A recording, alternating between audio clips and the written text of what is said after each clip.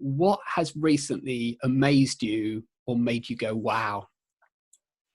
There is an immersive theatre production called The Encounter, which was on, I actually saw it live in the theatre a few years ago, but they showed it again during lockdown.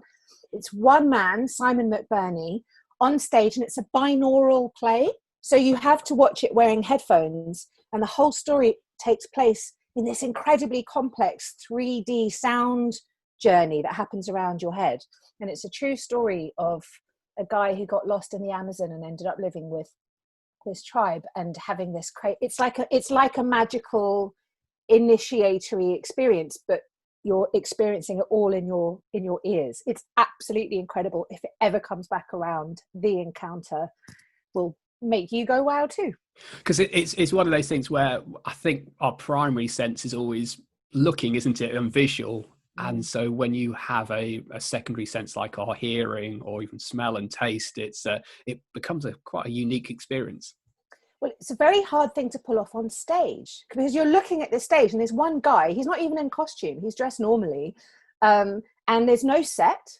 There's a table and some things of water and a microphone and a head, which is a sort of the binaural setup, and a back wall that is plain. They do use lighting, and yet you end up going on this absolutely extraordinary, quite intense, emotional, geographical, spiritual journey. And the fact that all you're seeing is one guy moving around on the stage, and yet you're in this extraordinary universe, is definitely a wow, to use your term. But yes, it somehow he manages to convey everything with just one bloke on a stage. It's incredible. Oh, fantastic. So the big question really is, and what actually prompted these interviews in the first place, is what does wonder mean to you? Why is wonder so important? Wonder is, I don't know if I have one set definition, which is probably appropriate given the scope of the term. To me, wonder is that sense of awe, that awakening to something bigger than ourselves, that mysterious, perhaps mystical, or just simply unknowable, ineffable vastness that is constantly possible if we choose to focus upon it, and yet so frequently ignored because we spend so much of our time focused on the tangible, the logical. Nothing wrong with tangible and logical, that's necessary and a balanced part, but I love thinking big, going up and out and engaging in conversations and work and in collaborations and in creative inquiries where what you're looking at is the unknowable, and then balancing that with the kind of simple, tangible human, the combination of that vastness. So did that kind of answer your question? I think so. I think you've got that awe element, haven't you? The like I said, the vastness, the incomprehensible aspect of it, but also how it links to the everyday as well. And I think there's also a bit of playfulness in wonder as well. There is. There's a great word. There's an Old Testament word, which is yirah, which is spelt Yirrah, and I came across it in a really useful teaching about fear. And yirah is the kind of awe that you experience when you're on the lip of the Grand Canyon, or when you're about to walk down the aisle with your betrothed, or where you're about to get up on stage and give a TED talk. It's the kind of fear that precedes expansion, and it goes with awe and wonder, because sometimes it's playful and it's big, but it's also, it can reduce us to our finite nature. It can, by contrast, I mean, I've never actually been to Grand Canyon, full disclosure, so I don't know if I would experience Yirrah, but it's that sort of, you're being dwarfed by something unknowable, whereas so much of our life is spent going on a tiny screen or, our to-do list.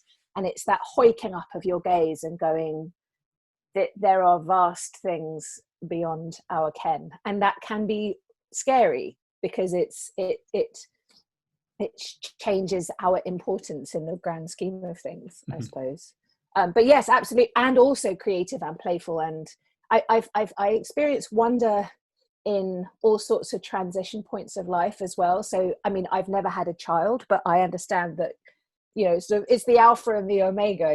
When you have a baby, apparently you experience this sort of vastness. I have experienced a lot of death, and that, oddly, perhaps counterintuitively, can also expand your awareness into that sort of sense of these vast things that bookend our normal mundane existence. Art, music, science, the stars, quantum physics. There are many different kind of ways, portals into that sort of contemplation of something that isn't just the sort of the tiny. Now, you just used the word mundane, and I think we both have a very similar phrase of finding the magic in the mundane, and like moving from the Grand Canyon down to just everyday life. How do we go about finding that extraordinary in the ordinary?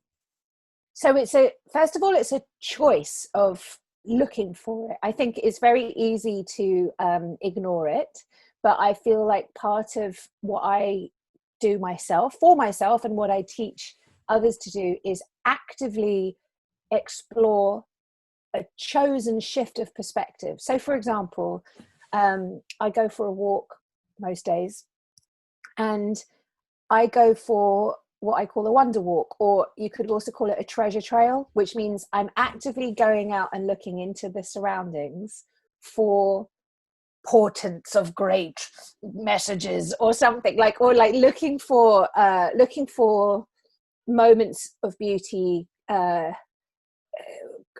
rogue artworks, alignments of shadows and light, beautiful colors that do something to me, like hidden things, little kind of artworks and messages, and and I literally go around looking for this. I actively look for it, and I often photograph it and save it, and I do it as a kind of way of going, you can go to the supermarket and you can just be on your phone listening to the news, feeling stressed, and go and get your stuff and come back. Or if you were 7, you would go to the supermarket and climb a wall and wear a cape and meet a dog and discover some street art and play hopscotch and probably annoy your parent who's just trying to get the shopping done and come back.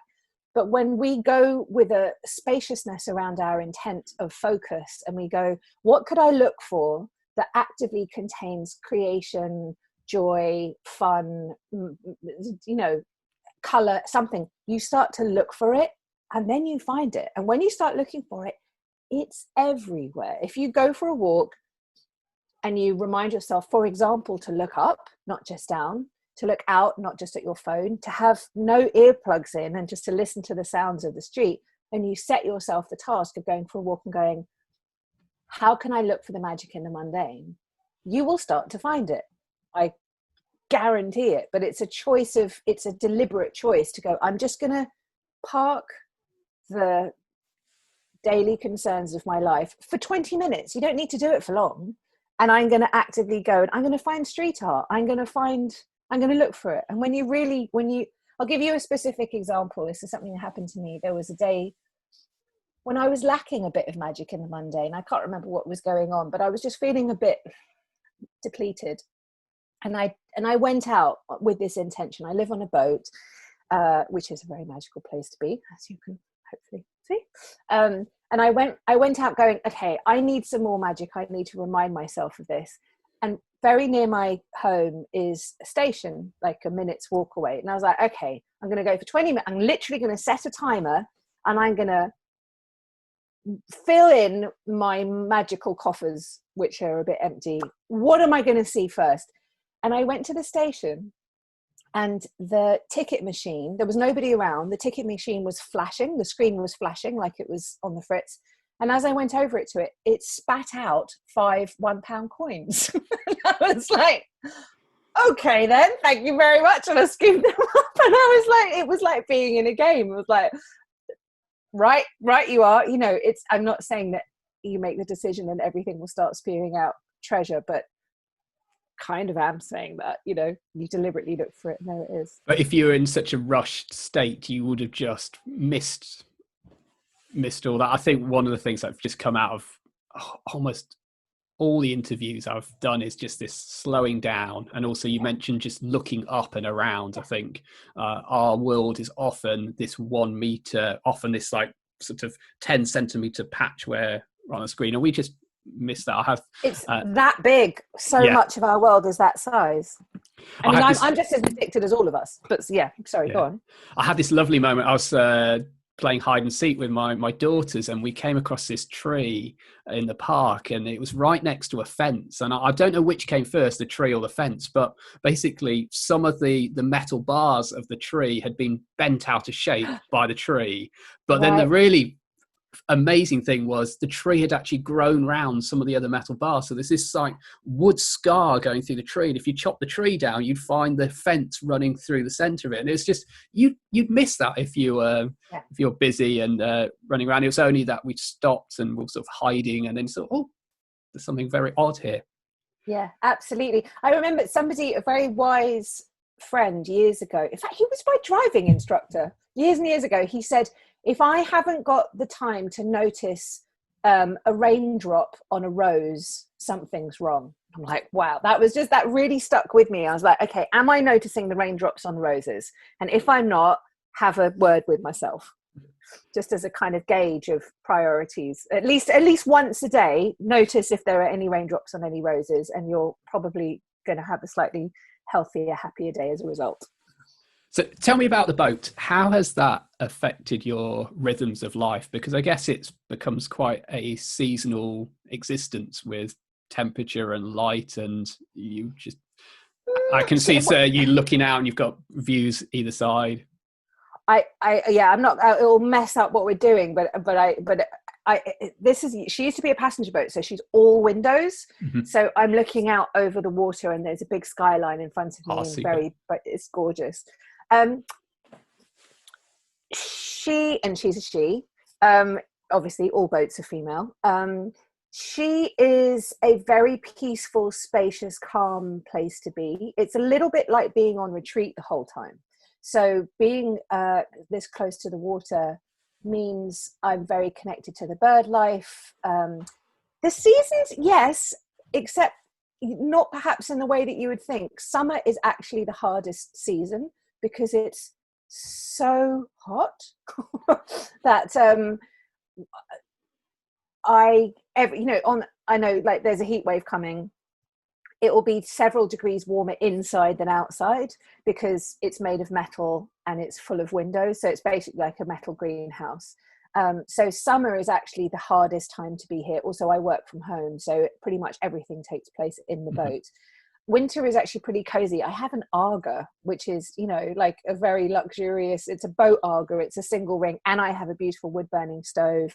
She's super cozy in winter. She's wonderful in spring and autumn. Summer is a little bit like being beaten over the head with a sort of a red hot poker.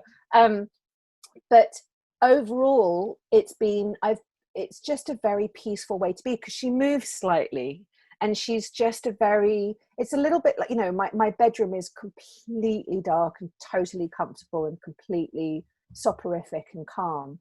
So it lends itself very well to tuning into my own rhythm.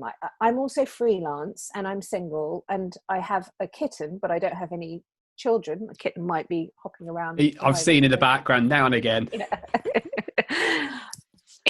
I don't know where he is.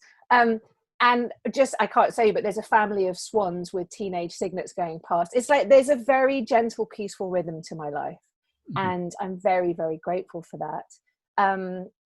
But that's also partly the virtue of being a freelancer working from home that has, I work when I want. I work at weekends, I work in the evenings, I work at different times. I take Mondays off, for example. I have a different kind of rhythm to most people, and the boat supports that. In lockdown, the boat has become, first of all, a wonderful place to be, but also the community. People I live in a marina, and it's been amazing. It's like living in a proper village. Everybody has each other's back. Everybody looks after each other's pets. Everybody sorts out the shopping for somebody who can't get there. And that's really special. There's something very unusual about being in London and really feeling like you're in a village. Where are you in London? South Birmingham. So okay. Yeah, I've surrounded by the canals, so I often go running along there, sort of have my daily dose of the herons, and yes, which is amazingly brave that you can just get so close to them before they. But there's one on my roof. Like there's a photo on my Instagram somewhere where there's this heron who's been landing on my roof quite regularly, and then just on the adjacent boat. So he's just hanging out. He's not there right now, but like there's just this kind of, it's extraordinary. It's like being in the middle of a zoo in the best possible way. Huge fish as well. It's lovely. Yeah, they're probably elegant birds, but also probably very fierce fishing machines as well. They're more than welcome. There are many thousands of fish in the marina right now. It's quite, it's a special one. So maybe we could turn to your work. So a lot of your work is sort of trying to help other people awaken their creative imagination. That's right. Yeah. Sort of how do you go about doing that? Because I guess lots of people don't view themselves as being creative, do they? I guess so. But everybody, so first of all, I start from the premise that you've all been 7. Everybody, by virtue of getting to this point in their lives, unless they're under 7, of course, has been 7, which means they spent a chunk of their childhood being creatively alive, making all sorts of imaginative leaps, making up stories. How old are your kids, by the way? 6 and 4. So they're just approaching that age. They're 6. Yeah, 6 to 9 is just when you can they're like jazz masters. You can just chuck them a story prompt and they'll just go whoo, whoo, whoo, and they're just that particular level of creative imagination is at its zenith, I feel, when we're kids. So everybody has had that. We all naturally have that. You ask a room of 6-year-olds who can draw, they go me. Who can dance, me.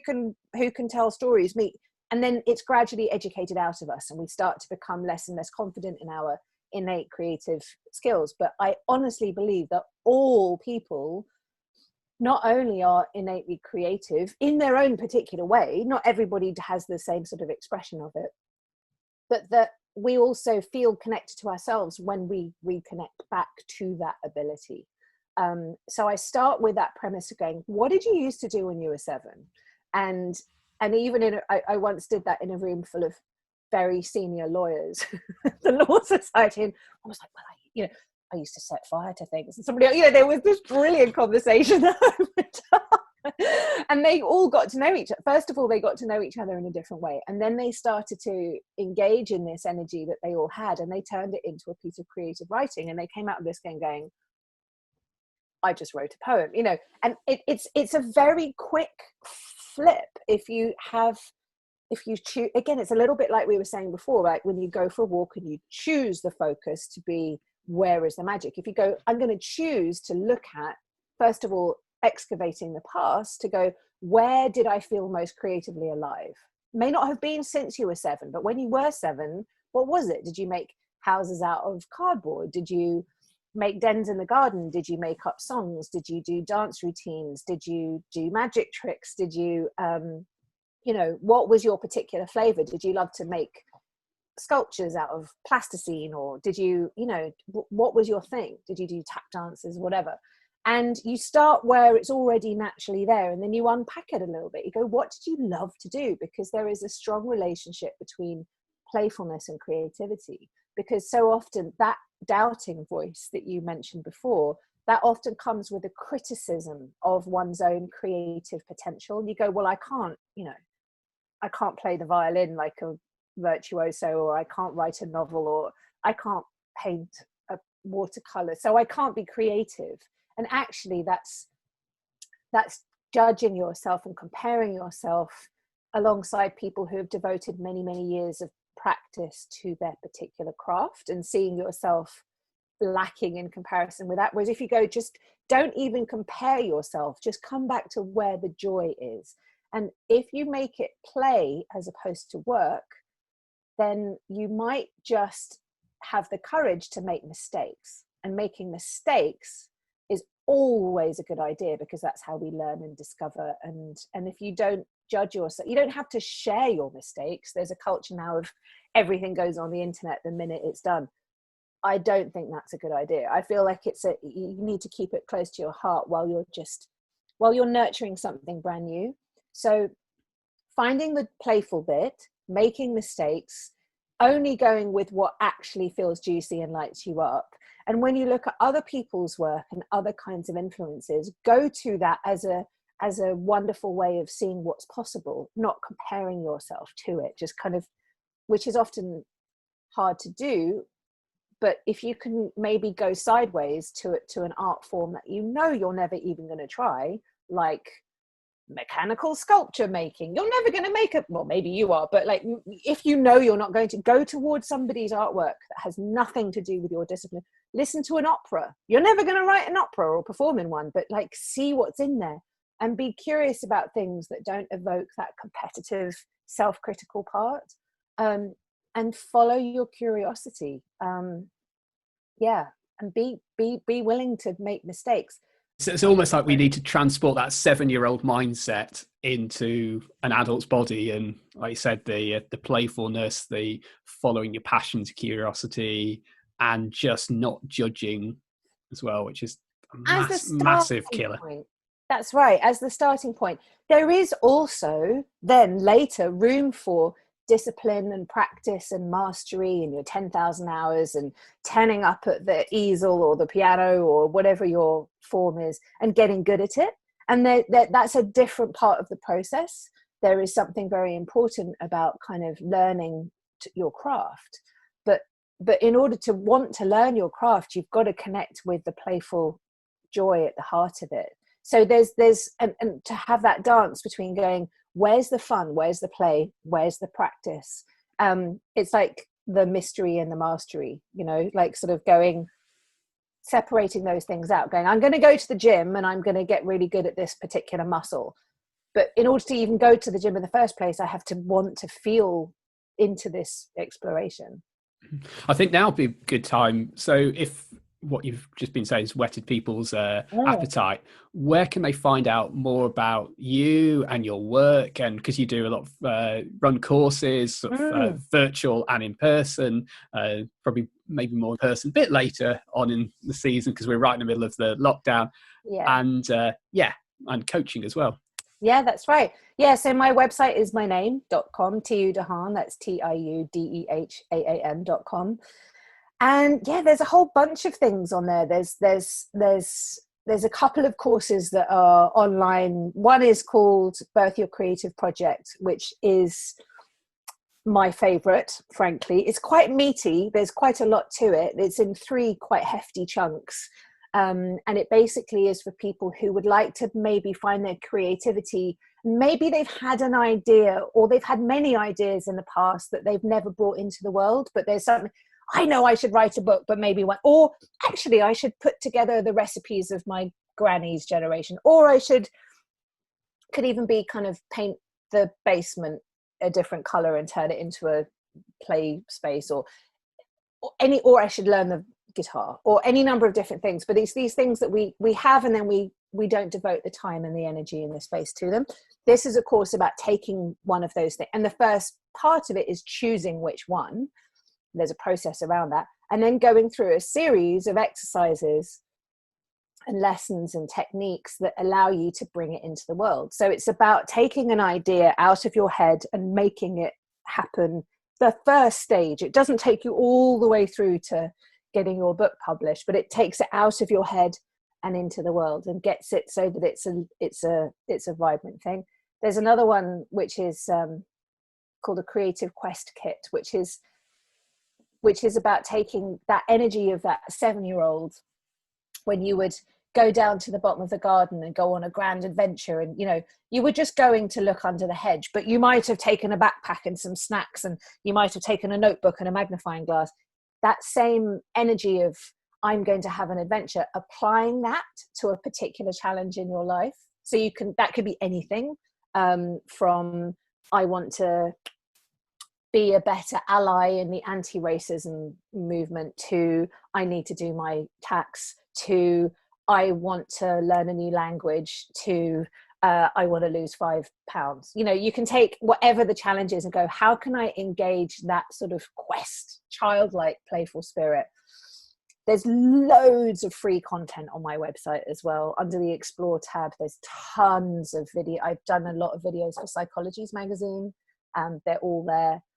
There's loads of podcasts, there's loads of audio, there's loads of stuff, and I'm about to make some guided meditations which I'll be sharing, so people sign up for it, for the newsletter, the missives from the trail, they'll receive some stuff as I'm making it more and more evident out there. And also on Instagram I'm Tiu de Haan 1, which not just herons on the roof of boats, but other stuff not as well. just herons on the roof of boats, no, although there's some kitten. Who would not want, there's a demand there for an account there. Yeah, that's right, it's quite niche.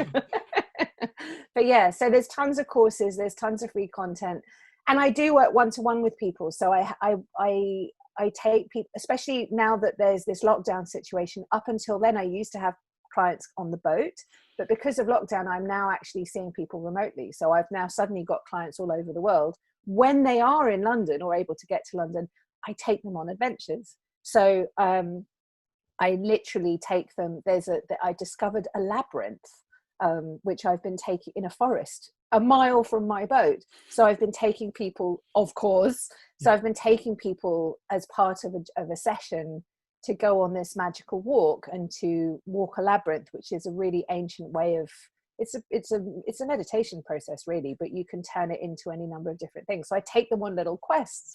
I get people to engage in whatever it is they're working on, and we actually go into the world, and we have these little adventures, or I work with them remotely. Yeah. Fantastic. Well, thank you so much for your time today, Tiu. Such a pleasure. And do check out her work if you've loved listening to this. I've loved chatting to you. So thank you for that. Have a great rest of your day. Hopefully it doesn't get too hot on your boat. I hope so too. Yeah. Thanks. Thank you so much, Matt, and good luck with all of the things that you're doing. It all sounds great. Yeah.